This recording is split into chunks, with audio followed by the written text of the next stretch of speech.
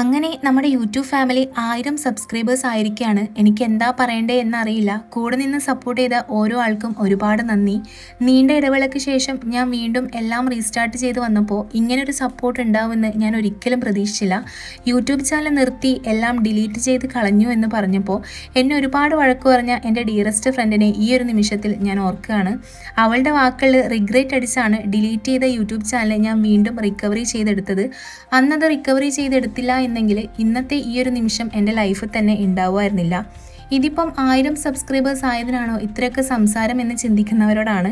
പറയാൻ എളുപ്പമാണ്, പക്ഷേ ഇങ്ങനൊരു കൗണ്ടിലെത്താൻ എത്രമാത്രം ബുദ്ധിമുട്ടാണെന്നുള്ളത് യൂട്യൂബ് ചാനലൊക്കെ മെയിൻറ്റെയിൻ ചെയ്യുന്ന ആൾക്കാർക്ക് മാത്രമേ പറഞ്ഞാൽ മനസ്സിലാവുള്ളൂ.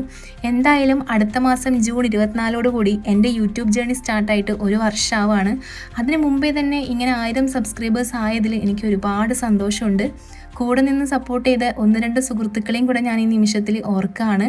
ഓരോ ദിവസവും നീ വീഡിയോ ഇടുന്നില്ലേ എന്ന് പറഞ്ഞും മോട്ടിവേറ്റ് ചെയ്തും എന്നെ ഇടാൻ വേണ്ടി ഇത്രയും പ്രോത്സാഹിപ്പിച്ചവരോട് ഒരുപാട് നന്ദി. ഒരാളോടുകൂടെ സ്പെഷ്യൽ താങ്ക്സ് പറയാനുണ്ട്. ഒരു താങ്ക്സിൻ്റെ ഒന്നും ആവശ്യമില്ല, എന്നാലും ഞാൻ പറഞ്ഞപ്പോൾ മൊബൈൽ ഫോൺ ആയാലും ട്രൈപോഡ് ആയാലും ഒക്കെ വാങ്ങിച്ചെന്ന് എന്നെ സപ്പോർട്ട് ചെയ്ത ഒരാളാണ് എൻ്റെ ഹസ്ബൻഡ്.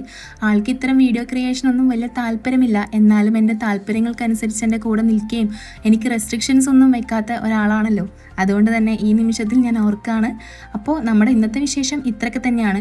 ചെമ്മീൻ റെസിപ്പി ഞാൻ എന്തായാലും വേറൊരു വീഡിയോ ആയിട്ട് അപ്ലോഡ് ചെയ്യാം. അപ്പോൾ നമ്മുടെ ചാനൽ ആദ്യമായിട്ട് കാണുന്നവരാണെങ്കിൽ ഒന്ന് സബ്സ്ക്രൈബ് ചെയ്ത് സപ്പോർട്ട് കൂടെ ചെയ്യണേ.